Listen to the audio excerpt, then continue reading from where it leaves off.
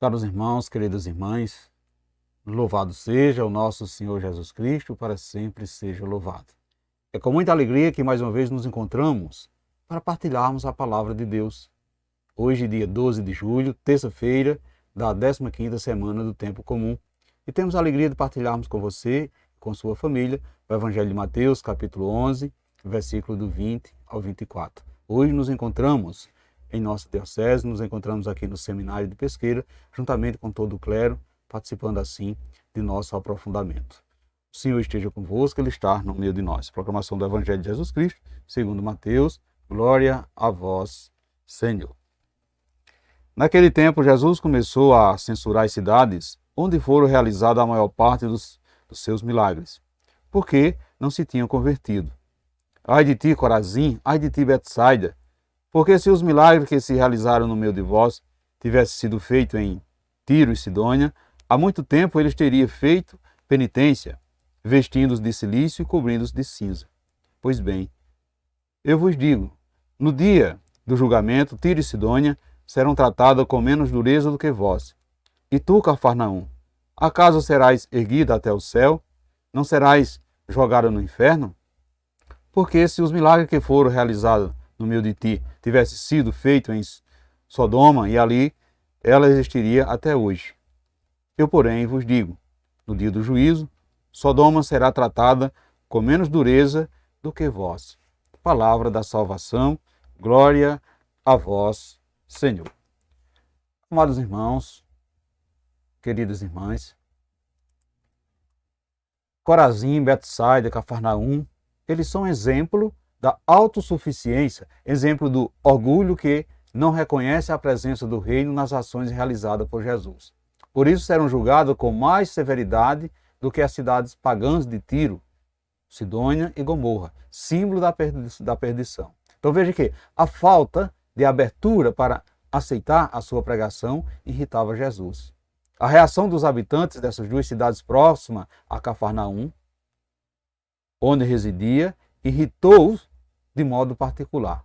Apesar da sua pregação, apesar dos milagres realizados em Corazim e Betsaida, a população mantinha-se insensível, não se demovendo assim da sua má conduta. Portanto, meus irmãos e minhas irmãs, queridas famílias, neste Evangelho, Jesus nos dá a consciência de que a nossa responsabilidade diante dos acontecimentos de nossa vida é pessoal e intransferível. Assim, ele nos reporta os fatos bíblicos para abrir os nossos olhos, para esclarecer que todo aquele que tem acesso à sua palavra, que tem conhecimento dos seus ensinamentos, serão tratados com mais dureza do que os outros, que ainda vivem na ignorância, porque não conhecem a riqueza dos seus preceitos. Assim sendo, meu irmão e minha irmã, a palavra de Deus, a cada momento, nos exalta a demonstrar assim com objetivo que nos leva à convenção, que nos leva à mudança concreta de vida e de atitude, gerando transformação interior. Portanto, Corazim, Betsaida e Cafarnaum, somos nós também hoje que recebemos os favores de Deus, usufruímos de bênçãos gratuitas, no entanto, nos acomodamos e, sobretudo, não buscamos assim levar assim a mesma vida de sempre, sem transformações. Recebemos os ensinamentos de Jesus, partilhamos a sua palavra, mas não houve transformações em nós. A palavra não ecoou em nosso coração. Apesar de refletir, de meditar nas mensagens do Evangelho, somos como aquela cidade onde Jesus operou milagres, prodígios, e mesmo assim quiseram acreditar que ele fosse assim o Filho de Deus feito homem. Não acreditaram.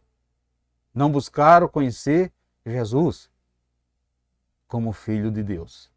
Portanto, continuava com as mesmas práticas, não se arrependia dos seus pecados.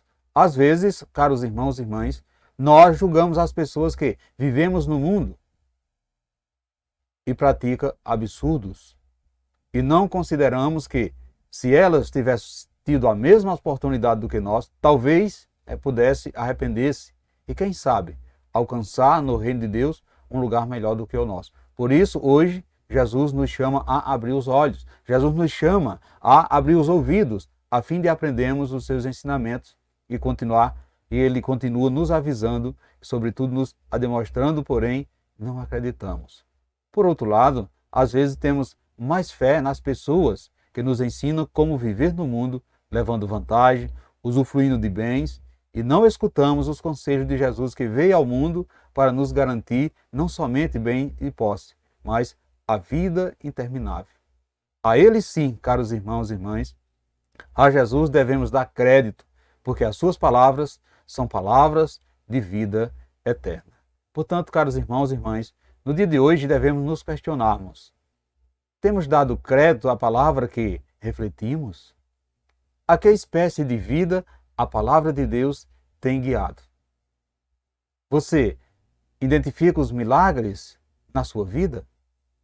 Como você tem demonstrado gratidão a Deus? Reflita isso no dia de hoje e peça ao Pai para que sejamos movidos à convenção, movidos à penitência pelo testemunho de Jesus, o qual nos atrai para o Pai, nos leva a termos essa vida definitiva. Louvado seja o nosso Senhor Jesus Cristo, para sempre seja louvado. Amados irmãos e irmãs, desejo a você uma santa e abençoada terça-feira e que desça sobre todos vós a bênção desse Deus que é todo-poderoso, Ele que é Pai, Filho e Espírito Santo. Amém. Fiquemos e permanecemos sempre nessa paz que vem de Cristo, que é o nosso Salvador, agora e sempre. Amém.